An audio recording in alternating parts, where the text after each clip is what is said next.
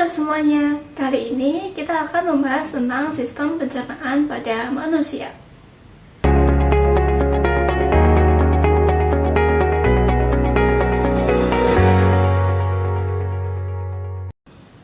Nah, di sistem pencernaan pada manusia, yang jelas kita bakal ngebahas zat gizi atau nutrien.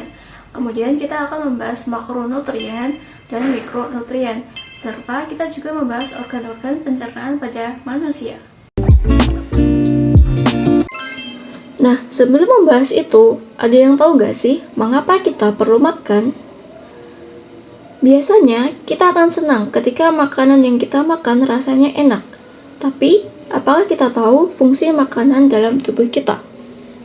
Sekarang kita ambil contoh makanan. Di sini ada sandwich. Di dalam makanan ini pastinya ada nutrisi atau zat gizi. Nah, nutrisi itu buat apa sih dalam tubuh kita? Yang pertama adalah membentuk tubuh. Misalkan di dalam sandwich ini ada roti sebagai karbohidrat, ada lemak dari keju, terus ada protein, vitamin, dan juga mineral. Nah, nutrisi tersebut dipakai dalam tubuh untuk membentuk tubuh. Misalnya adalah glukosa. Glukosa berperan dalam membentuk membran sel. Kemudian ada lemak. Lemak juga dibutuhin dalam pembentukan membran sel dalam tubuh kita. Terus ada protein, juga digunakan untuk membentuk membran sel tubuh kita. Selain itu, protein juga digunakan untuk membentuk otot-otot dalam tubuh kita. Sehingga nutrisi yang kita dapat dari makanan akan digunakan tubuh kita untuk membentuk tubuh, termasuk juga untuk mengganti sel-sel yang rusak. Kemudian, nutrisi digunakan untuk bahan bakar untuk kerja seluler. Contohnya, karbohidrat yang kita makan dari roti. Karbohidrat tersebut akan dicerna, lalu nanti akan terbentuk jadi glukosa. Glukosa akan masuk ke dalam sel. Glukosa akan dirombak di dalam sel dan dibentuk menjadi energi. Nah, energi ini yang kita pakai buat aktivitas sehari-hari. Jadi, kalau kita kurang makan, energi kita juga bakal berkurang. Sehingga kita butuh asupan nutrisi dari makanan supaya kita tetap beraktivitas sehari-hari. Lalu fungsi nutrisi yang lain adalah homeostatis tubuh. Apa yang dimaksud homeostatis? Homeostatis itu merupakan kesetimbangan tubuh, sehingga tubuh kita dapat menjalankan fungsinya dengan baik. Contohnya kayak gini, tubuh kita harus dalam keadaan setimbang, di mana nggak boleh kelebihan dan nggak boleh kekurangan. Nah, apa yang terjadi kalau kita tidak makan atau makan terlalu banyak? Terlalu banyak makan menimbulkan penumpukan lemak. Nah, penumpukan lemak di dalam tubuh kita akan menyebabkan masalah lain. Yang pertama adalah obesitas atau kegemukan. Nah, obesitas ini bisa menyebabkan masalah lain, misalnya stroke. Stroke ini bisa menyebabkan serangan jantung. Dan apa yang terjadi kalau kita kurang makan? Kekurangan makan bisa menyebabkan tubuh menjadi kurang nutrisi. Adanya kekurangan nutrisi ini bisa menyebabkan tubuh menjadi kurus dan adanya kerusakan pada organ. Nah, kenapa ini bisa terjadi? Ketika jumlah kalori yang sedikit dalam jangka waktu yang lama, tubuh kita akan merombak protein untuk menjadi bahan bakar, sehingga otot menjadi mengecil dan mengalami defisiensi protein. Jika seseorang kurang makan masih dapat bertahan hidup, beberapa kerusakan dalam tubuh kemungkinan tidak bisa dipulihkan. Jadi itulah alasan kita butuh makan. Nah, sekarang coba kamu jawab pertanyaan ini.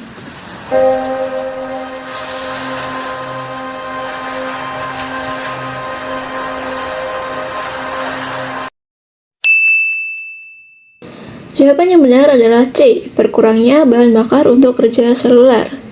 Kalau kita nggak makan selama 12 jam, pasti kerasa lemas kan? Kenapa bisa lemas? Ya, karena tubuh kekurangan suplai energi dari makanan.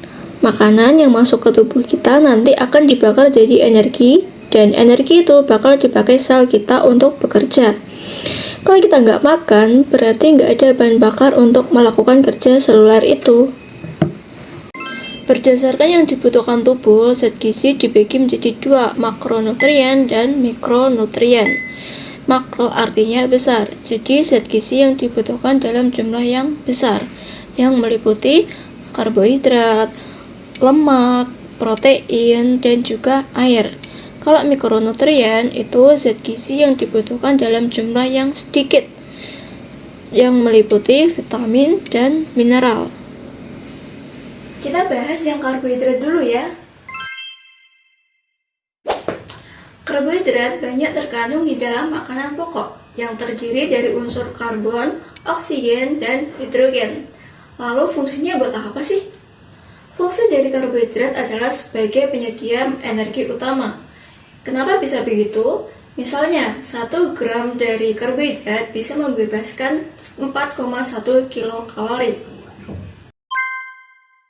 Nah, karbohidrat juga dibedakan menjadi dua, ada karbohidrat kompleks dan gula. Kalau karbohidrat kompleks itu bentuknya kompleks dan rasanya enggak manis. Contohnya adalah amilum dan serat. Sedangkan kalau gula adalah karbohidrat yang bentuknya itu sederhana dan rasanya itu manis. Contohnya adalah maltosa dan glukosa. Kita bahas yang amilum dulu ya. Amilum atau zat pati biasanya terkandung di dalam umbi-umbian, nasi, jagung, dan produk olahan tepung kayak roti. Tapi kamu harus ingat, amilum itu harus dipecah dulu menjadi maltosa dan glukosa agar bisa diserap oleh tubuh. Kita lanjut ke serat. Serat adalah karbohidrat kompleks yang tidak dapat diserap oleh tubuh. Tapi serat itu sangat penting loh untuk memperlancar pencernaan makanan dan mempermudah proses buang air besar. Nah, serat banyak terkandung dalam sayur. Jadi, perbanyak makan sayur ya. Nah, sekarang coba kamu jawab pertanyaan berikut ini.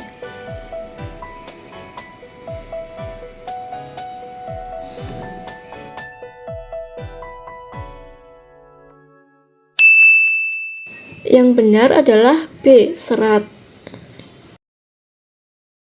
Nah, karbohidrat kompleks bagian amilum dan serat sudah kita bahas, kemudian kita ganti ke maltosa dan glukosa ya.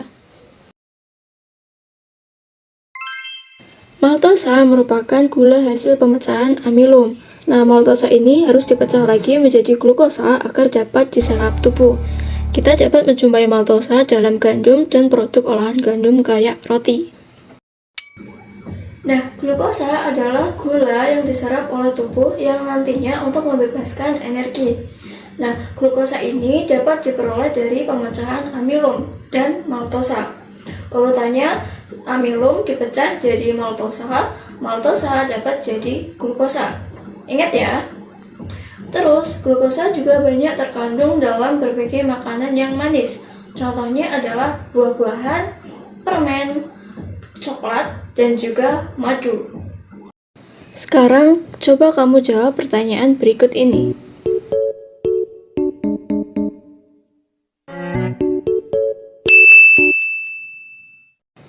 Jawabannya glukosa, karena glukosa adalah bentuk karbohidrat paling sederhana hasil pemecahan amilum dan maltosa. Glukosa ini bisa langsung diserap oleh tubuh dan bisa membebaskan energi.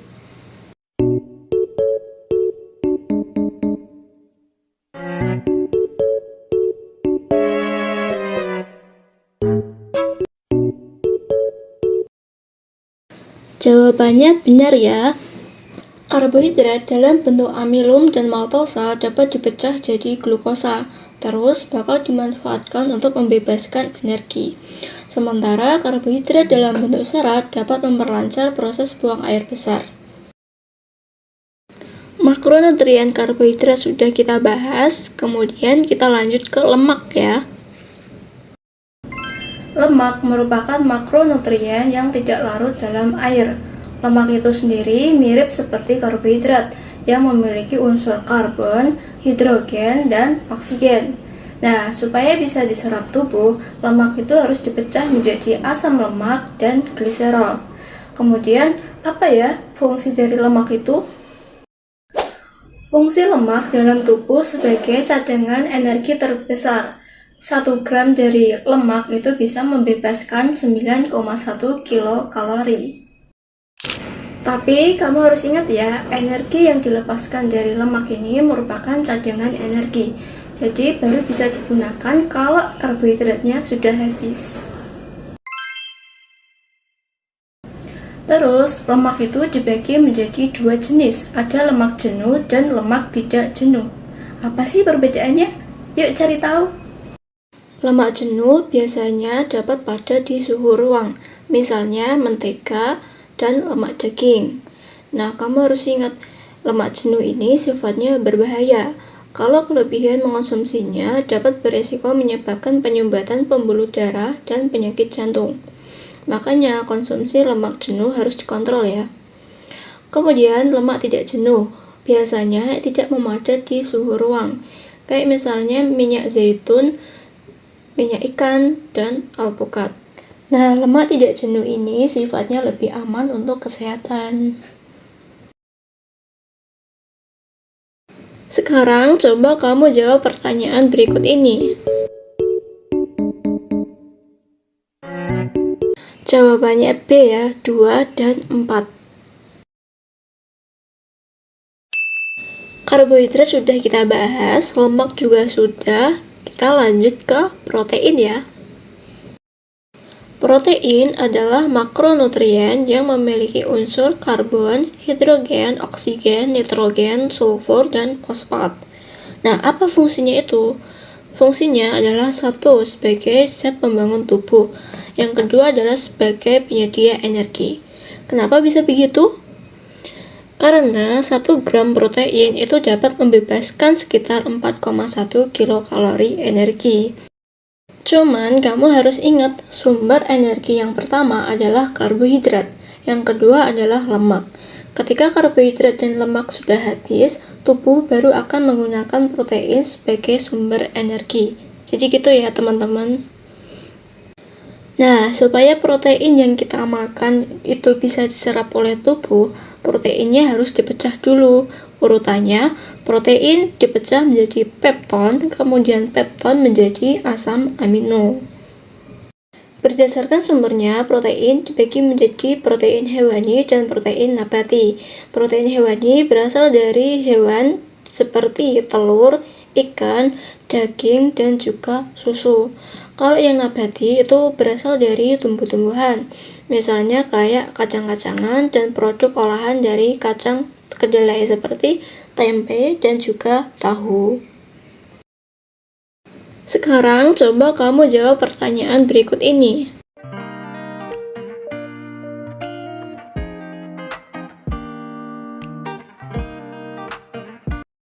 Yang benar adalah B, 3 dan 4. Karbohidrat, lemak, protein sudah kita bahas, sekarang kita lanjut ke air.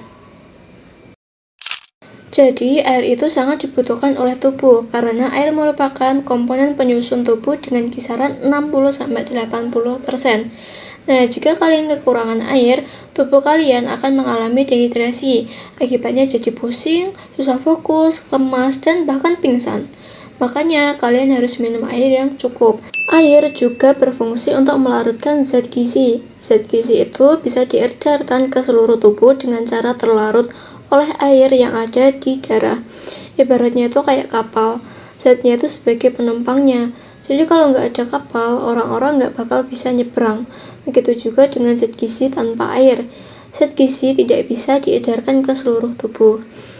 Semua makronutrien sudah kita bahas. Bisa kamu lihat di tabel apa aja perbedaannya. Sekarang kita lanjut ke mikronutrien. Pada pembahasan sebelumnya, mikronutrien meliputi vitamin dan mineral. Mikronutrien merupakan zat gizi yang diperlukan dalam tubuh dalam jumlah yang mikro atau sedikit dan langsung diserap oleh tubuh tanpa melalui proses pemecahan. Oke, kita akan bahas lebih lanjut mulai dari vitamin dulu. Vitamin dibedakan menjadi 2 jenis, vitamin yang larut dalam air dan vitamin yang larut dalam lemak atau tidak larut dalam air. Vitamin yang larut dalam air misalnya B dan C. Kemudian vitamin larut dalam lemak meliputi vitamin A, D, E, dan K. Nah, setiap vitamin ini memiliki fungsi yang berbeda.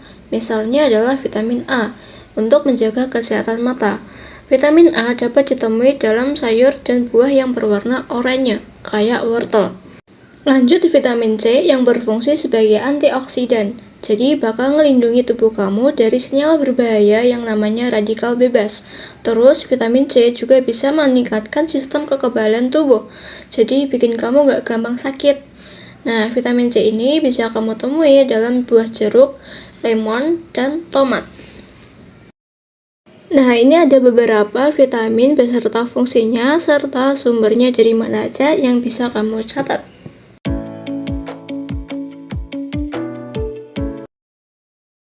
Sekarang coba kamu jawab pertanyaan berikut ini.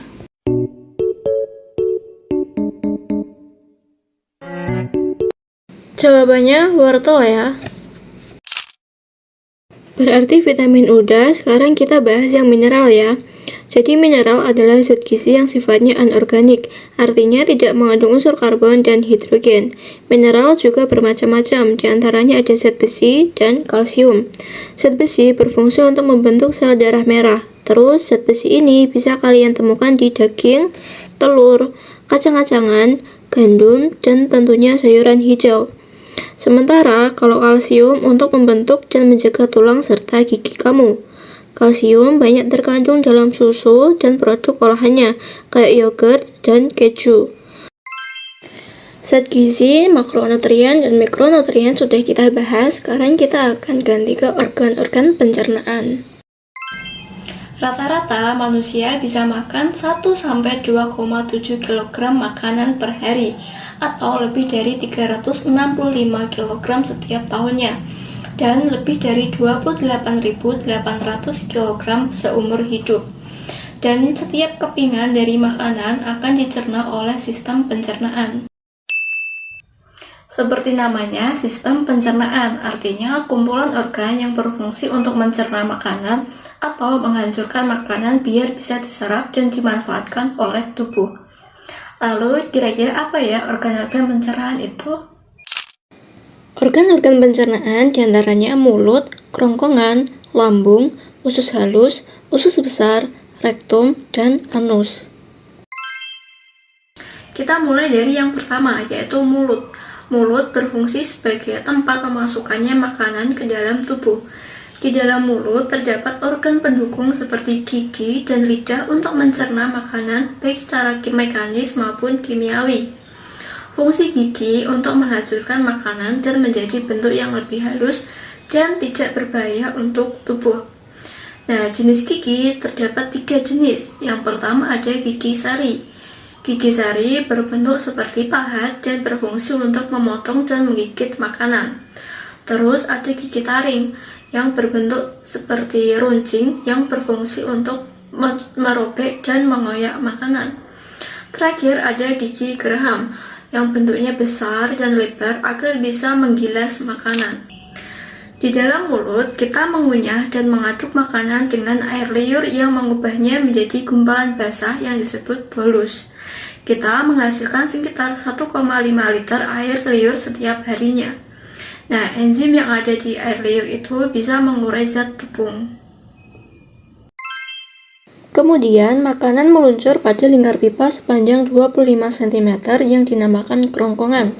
Di dalam kerongkongan terjadi gerakan peristaltik, yaitu gerakan meremas makanan untuk mendorong makanan ke lambung. Lambung adalah organ pencernaan paling elastis yang berbentuk seperti kantong. Nah, di dalam lambung ini, makanan akan dicerna lebih lanjut menggunakan beberapa enzim. Supaya lebih kebayang, perhatikan ilustrasi berikut ini. Kontraksi mendorong makanan ke lambung, tempat makanan dihaluskan oleh dinding lambung. Hormon yang dikeluarkan oleh sel dalam lapisan tersebut memicu pelepasan asam dan getah kayak enzim dari dinding lambung untuk mulai melarutkan makanan dan memecah kandungan protein. Setelah 3 jam di dalam lambung, bolus kini menjadi cairan berbuih yang disebut dengan thymus atau bubur halus dan siap bergerak menuju ke usus halus. Usus halus adalah usus yang terpanjang dengan panjang 6-7 meter. Usus halus dibagi menjadi 3 bagian. Ada usus 12 jari, ada usus kosong, dan usus penyerapan.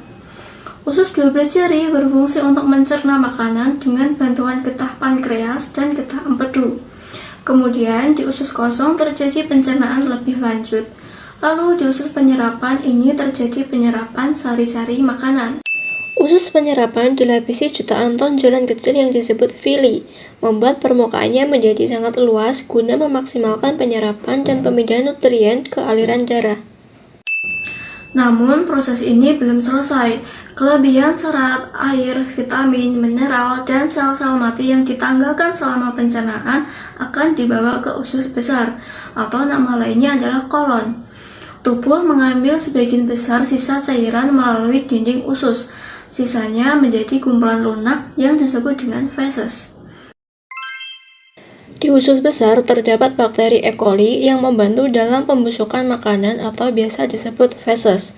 Nah, fesesnya tadi akan menuju ke kantong yang disebut rektum, tempat penampungan sementara feses. Nah, di rektum ini saraf akan merasa adanya pembesaran dan memerintahkan tubuh untuk membuang feses. Di tahap terakhir, feses akan dikeluarkan tubuh lewat anus. Nah, jadi gitu ya, nggak semua makanan dapat dicerna dan akan diolah menjadi feses yang nantinya dikeluarkan lewat proses buang air besar. Nah, biar lebih kebayang, kakak ibaratin kayak mesin jus. Bayangin aja kalau kita lagi buat jus buah. Potongan buah yang kita masukkan ke mesin juicer akan dihancurkan sehingga menghasilkan bentuk jus buah yang sifatnya cair. Tujuannya biar kita bisa langsung meminumnya. Kalau buahnya nggak dijus dulu, nggak bisa kamu minum kan? Sama seperti makanan, kalau nggak dicerna dulu, juga nggak bisa langsung diserap oleh tubuh. Oke? Nah, saat kamu membuat jus, pasti ada ampasnya kan? Nah, ampas tersebut itu kayak feses yang bakal dibuang atau dikeluarkan oleh tubuh. Tentunya, dengan memahami sistem pencernaan, kita dapat lebih menghargai pentingnya menjaga kesehatan pencernaan kita. Mari kita terus menjaga pola hidup sehat dan gaya hidup aktif untuk mendukung fungsi pencernaan yang optimal. Terima kasih telah aktif berpartisipasi dalam pembelajaran hari ini. Semoga pengetahuan yang kita dapatkan dapat memberikan manfaat bagi kita semua. Sampai jumpa di video selanjutnya.